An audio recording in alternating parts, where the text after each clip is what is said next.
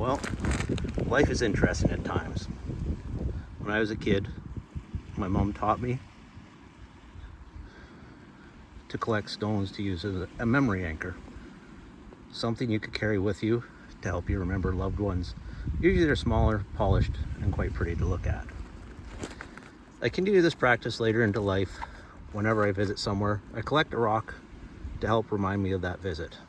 After a while though, you soon have a really big collection of rocks and you really don't remember why you have a particular rock. Now, this is where life gets interesting. When I came to the program, I started doing the same thing. Whenever we did a beach day, I would collect rocks. However, instead of collecting one at a time, I would collect 5 or 6. Sometimes a pocketful, and I bring them back and line them up on my window ledge. When a previous client left, she gave me all the rocks she had collected. And soon, I had a jar full of rocks. This was done with no knowledge of the wall or what was required of it. I really had no idea how to start the wall project until I looked at the jar of rocks and realized why I had collected so many. It was for this project. I started collecting the rocks in my wall of my childhood. It started with self-reliance. I was taught this at a young age as a latchkey farm kid. I had to cook, clean, feed animals, move pipe, all frequently by myself. My brother and I figured out how to patch drywall from the damage we did when we fought. I thought self-reliance was a strength, as it allowed me to do anything I set my mind to. Some self-reliance is good, however it is also one of those things that prevents us from asking for help when we need it, as we figure we can work it out on our own. So rather than having a large rock in my wall for self-reliance, I'm choosing to get rid of that one and replacing it with a smaller, easier to carry one. Next one to look at in my wall is self-worth. This again starts in childhood with always being compared to my older brother, which spilled over into my adult life with thoughts of never being good enough. So I put another stone in my wall. If I can keep people out, I'll never be compared. But now I realize I am good enough, so I will see my value to the ones that are important to me and not care about the opinions of the ones I don't. This one can also go back in the ocean. After everything in my life, I have at several times been suicidal to the point that I tested my gun for mouthfeel. Luckily that day I didn't pull the trigger. There have been other times where I've had a plan but didn't follow through. This has led me to the belief that the people who love me would be better off not near me, as I will at some point hurt them with my death. So I pushed them away, telling them they would be better off if I wasn't around. Telling them that all I will do is hurt them. So suicide, you can fuck right off. Let's see, what's next? How about failure? I feel like a failure in many parts of my life. Work, failed at that, can't work anymore. Relationships, failed at several of them. Parenting, big failure there. The list goes on. I wasn't present, I wasn't enough. I was angry all the time. I was emotionless. I could continue, but I think you get the point. The realization is that I was everything I could be at that point in time. Failure is part of life. From failure comes wisdom, strength, and experience. You can't truly live if you don't experience failure, as it means you've never taken a chance.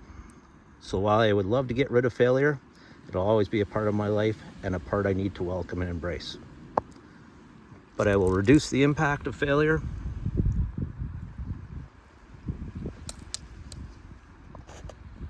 and the impact it has on my life, and instead I will use it to help teach others and keep that one in my wall.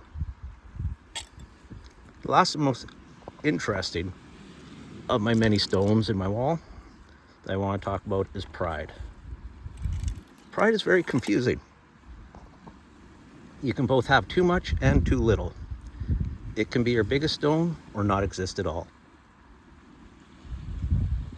For me, pride in myself and my accomplishments didn't exist. I couldn't feel pride in the things I do well. I would get compliments and I would shrug them off. They were foreign to me, something I didn't deserve. Through the program, I have finally found some of that pride in myself again. So you have to keep that portion of it, which will be that one there. The other side of pride is the part that is harmful. The part that leads us to say things like, I'm fine, or living the dream when asked how we are, or if we're okay. We answer this way to protect our pride, as we don't want to admit how we really are. We convince ourselves that people will shame us or not want to be around us if we tell them the truth. What will happen if we tell them we have cried all day, haven't got out of bed for 3? This part of pride is what leads us to not ask for help. So pride in itself can stay, and being too proud can leave.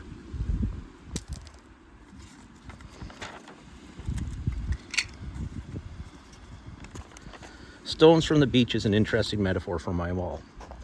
When you pick up a stone from the water on the beach, it is pretty. As soon as it dries, it turns gray and quite quickly becomes something different, kind of a dingy version of itself.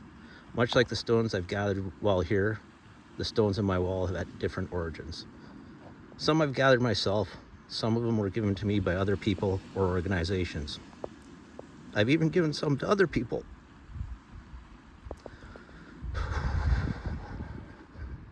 Not knowing the weight of what I have passed on.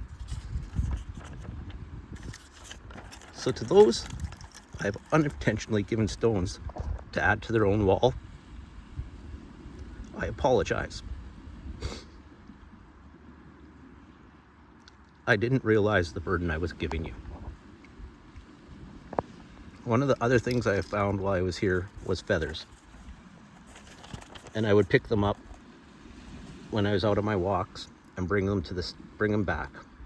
I would give them to the staff, and it was always appreciated.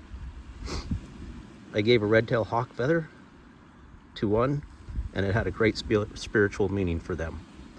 Moving forward, I'll always try to give feathers to people rather than stones. That way, if they choose to use it to build their walls, it'll be easier to move and take longer to build. Last and not least, remember to smile every day. Thanks for listening, and cheers all.